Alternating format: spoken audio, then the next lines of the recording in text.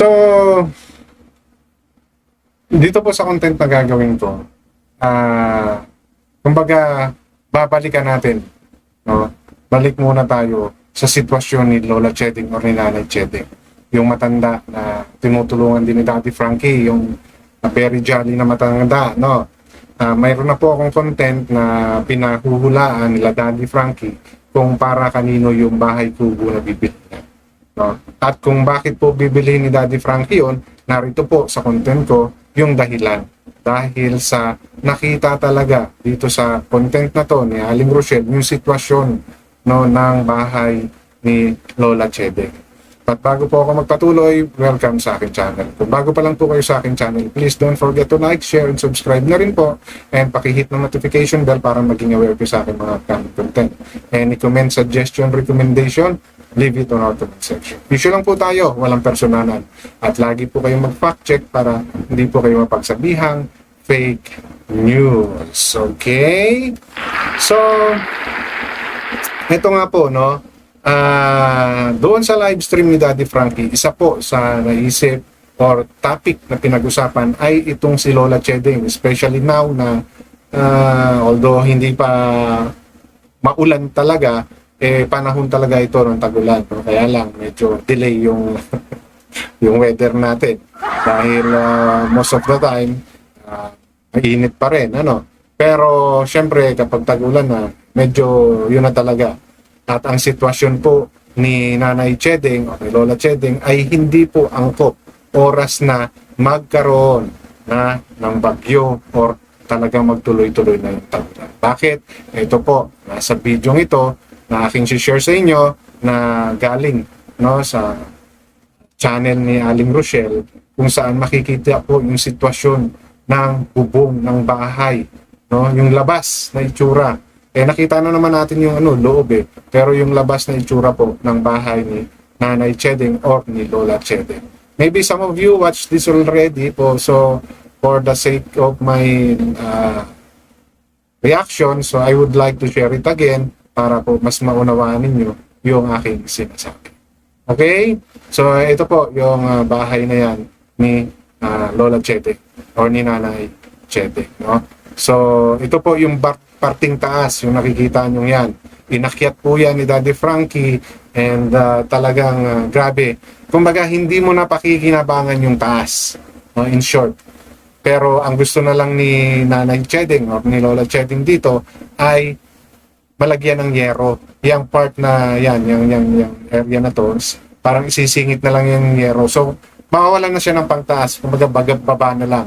Kasi sa loob ng bahay na yan ni Lola Cheding, trapal-trapal na lang, na pinagtagni-tagni na lang ni Lola Cheding. Tapos mag-isa pa siya. Nakita nyo naman, kung kumilo siya, hirap na. No? Parang umaasa na lang si Lola Cheding o ni Nanay Cheding sa mga bigay ng mga kapitbahay yata. So, ito po. Ni Lola, patungan lang daw ng yero. So, yung hindi lang siya, mabasa. Kasi mamamatay din naman daw siya, kaya ayaw niya na ng bahay na maganda. So, yan yung sinasabi ni Daddy Frankie sa live niya. No? Na yan yung gusto ni Lola Cheding o ni Nanay Cheding. Yung singitan na lang ng yero yung part na tinuturo ni Daddy Frankie. Kasi yung taas na yan, which is yung parang siguro second floor niya, wala na, hindi mo nang pakikinabangan, wala nang silbi. Kumbaga, delikado pa nga sa kanya yan dahil pag medyo hindi maganda yung direksyon ng hangin at talagang sila yung tatamaan, yung lugar nila tatamaan ng bagyo, pwedeng mag-cause pa yan na talaga ma-aksidente sila. No? So, kailangan na talaga siyang actually alisin dyan, no, sa sitwasyon na yan or ayusin yung bahay na yan. Pero, yun nga, diba sabi ni Lola, mamamatay na rin lang daw siya. So, ayaw niya nang ipaayos. Ang sa kanya lang, wag na lang siyang mabasa. Which is, hindi naman papayag si Daddy Frank. No? Dahil nga, nakakaawa yung sitwasyon niya. And, kumbaga, nasa dapit hapon na ng buhay niya si Lola Cheding. So, yung paano man lang mabigyan siya ng konting kaligayahan, no? Makaranas man lang siya ng kaginhawahan sa pagtulog, no? Sa paggising, may paglibangan, yun yung gustong ibigay ni Daddy Frankie. So, parang situated yung bahay kubo, no, na bibilhin, dyan din, malapit sa lugar na yan. no? So, which is the best yun, kasi nga, kumbaga, hindi sure si Daddy Frankie at mahabang proseso pa yung kung aalamin niya pa yung estado ng lupa na yan. Diba? At matatagalan yung pagpapagawa. Eh, since mag-isa lang naman si Nanay Chedeng o si Lola Chedeng sa bahay niya na yan, diba, why not buy that bahay kubo na nakita natin, no? Sa content ni Daddy Frankie. Na maganda naman siya, may sariling kwarto. Ngayon, siguro kung magluluto man doon si Lola Chedeng, baka i-modify ng konti nila Daddy Frankie yun, na yung parang pinaka, ano niya, balcony or sala niya, no? Sa labas ng kwarto niya. Eh, baka pwedeng lagyan ng malulutuan, no? Kasi, ano mag-isa na lang naman siya, di ba? And as far as I know, baka bilhan niya pa rin ng TV to. So, ang ano dito is yung hindi na talaga safe, no? Yung bahay na yan para kay Lola Chedeng, no? Anytime, pwede nang bumigay yan at maaaring maaksidente pa siya.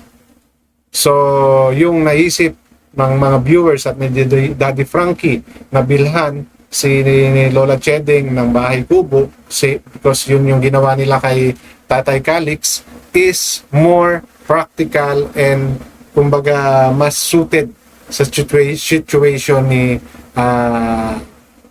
Lola Chedeng. Now, if because of the toilet, no, wala, yun, maybe sa part ng bahay na yan, no, dyan sa bahay na yan na mismo, baka pwedeng gawa ng paraan nila Daddy Frankie na magkaroon siya ng toilet, di ba?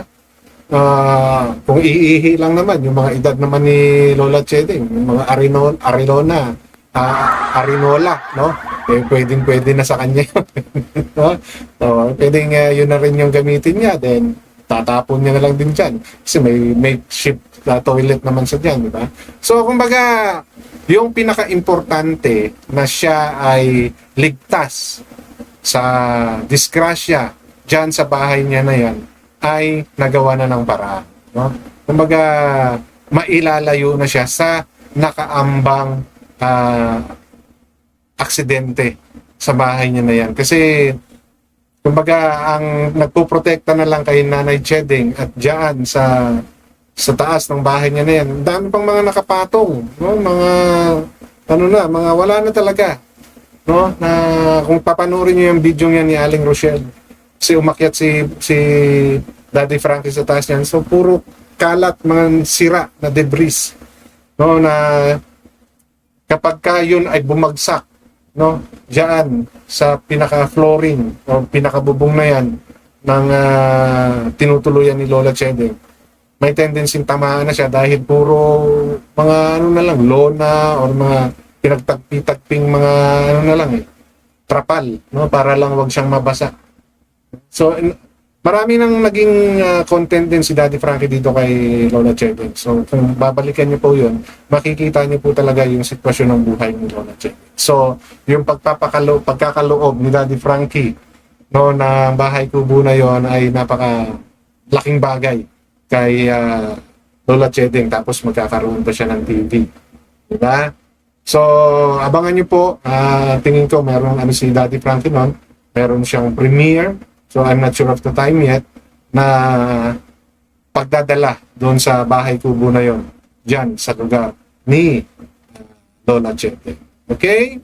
So, yun lang po yung gusto kong i-share sa content ko na to. And lagi po, matuto kayong mag-fact check. At para hindi kayo mapagsabihang fake news. And yung suporta po kay Daddy Frankie, tuloy-tuloy po natin. At sa iba pa pong mga vloggers katulad ni Tekram, ni Pone Alde, na may puso po talaga sa pagtulong sa ating mga kapuspalat na kababayan. And kung may kumu-question man po sa motibo ng pag-vlog ng mga vloggers na to, si Daddy Frankie, Tekram, at saka si Pone Alde, tingnan nyo na lang po kung paano sila tumulong para kayo po mismo maintindihan. Kung makita sila, hindi na pulihim yan. Dahil lalo na si Daddy Frankie. Kasi paulit-ulit yung sinasabi yan. So, kayo na lang po yung tumingin sa mga taong natulungan ko. Okay, so yun na po yung gusto kong share sa content ko na to at hanggang dito na lamang. Maraming salamat.